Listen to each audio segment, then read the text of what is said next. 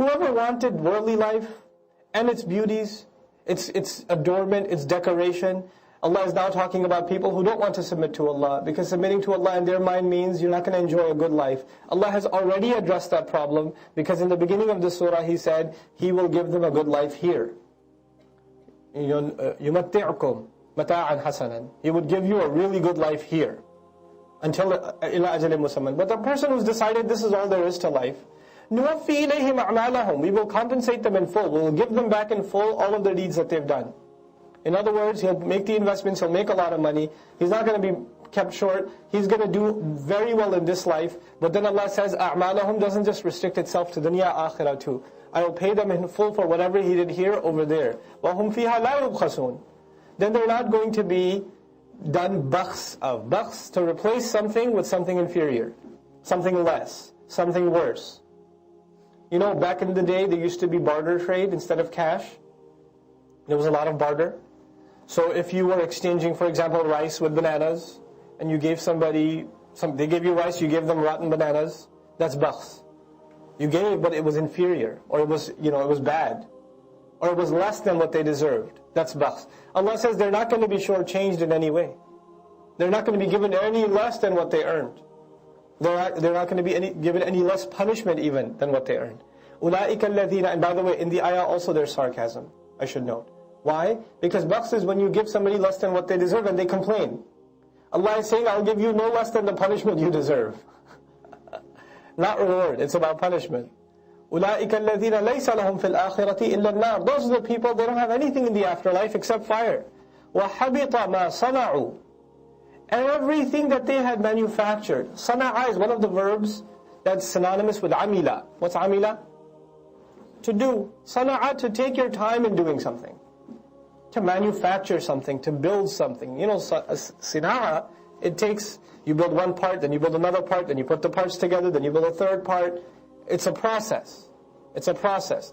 So they took time building what they built in this life. Whether it was investments or a home or whatever else, they took time, and all of it is seized out of nowhere. وَبَاطِلٌ مَا كَانُوا يَعْمَلُونَ. And everything that used to work towards is batil. Batil means something that has no reality. Not just false, something that has no weight, no measure, no reality. It's substanceless. That's batil. This is actually one of the imageries in the Qur'an of the afterlife. For us, good deeds actually have weight. And bad deeds don't have weight. They don't have substance. Allah says, فَأَمَّا مَنْ خَفَّتْ مَوَازِينُهُ. His scales have been made light, because like the deeds you did that you thought were good actually have no substance. Others have a different interpretation that I personally find it more convincing. There are two kinds of bad deeds. There are two kinds of bad deeds. Bad deeds that are evil in and of themselves, like murder and stealing and all of that stuff. Then there are good deeds with bad intentions, like charity for a bad intention, right? Or taking leadership and doing some even religious work, but the intention behind it is bad. And some say that even the good deeds, because يَعْمَلُونَ is usually used in a positive sense, unless you qualify it with something negative, that Allah is talking about good deeds that in their mind are good. But what's missing? Intention's missing, so it's batil, it has no value. Even the disbeliever, even the person who believes only in this worldly life will do some good deeds. As irreligious as some people might be, they are going to found the Bill and Melinda Gates Foundation. They're going to do good stuff. But Allah says those good deeds may have good in this world. In the akhirah they're batil, because underneath them was not the foundation of iman.